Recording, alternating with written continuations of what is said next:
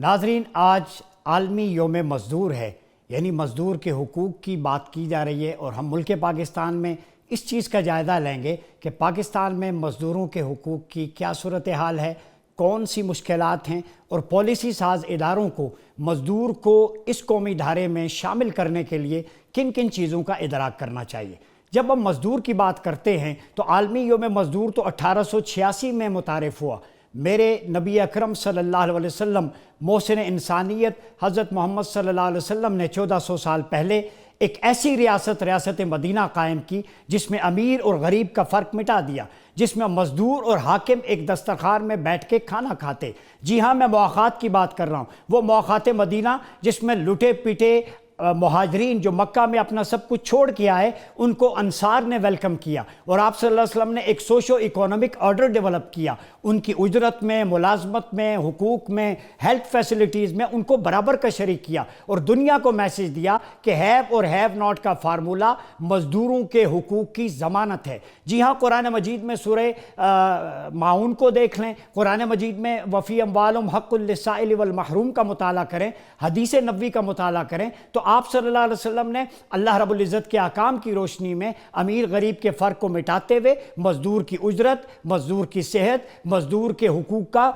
न सिर्फ ख्याल रखा बल्कि रहती दुनिया तक उसे एक मिसाल बनाकर पेश किया था। और ये चीज़ें कॉन्स्टिट्यूशन ऑफ मदीना मिसाक मदीना के अंदर भी मौजूद हैं। जी हाँ नाज़रीन, हम खिलाफा मॉडल की बात करें तो खुलफाए राशिदीन में सैयदना अबू बकर ने अपनी तनख्वाह मज़दूर की तनख्वाह के बराबर करार दी। सैयदना उमर ने ईंट का तकिया लिया और दुनिया को पैगाम दिया कि मैं ईंट का तकिया इसलिए रखा हूं, मुझे भी पता चले कि मजदूर कितनी मुशक्कत और मेहनत से यहां तक पहुंचता है। ये वो एहसास जिम्मेदारी है जो हुकूमत को, हुक्मरानों को, उमरा को होना चाहिए। ये लोग जो अपनी पैदावारी सलाहियत और मेहनत के नतीजे में इस मुल्क को सरसब्ज, शादाब और हरियाली वाला मुल्क बनाते हैं, इनकी वजह से हमारे स्टोरेज में दाना आता है, इनकी वजह से हमारे किचन चलते हैं, इनकी वजह से मुल्क की मईशत चलती है। उस मजदूर का भी पेट है, उसके बच्चे भी हैं, उसका बिजली का बिल है, उसको भी सेहत की सहूलियात की ज़रूरत है। ये सारी चीज़ें, इनका ख्याल रखना हुकूमत का और रियासत का काम है। लेकिन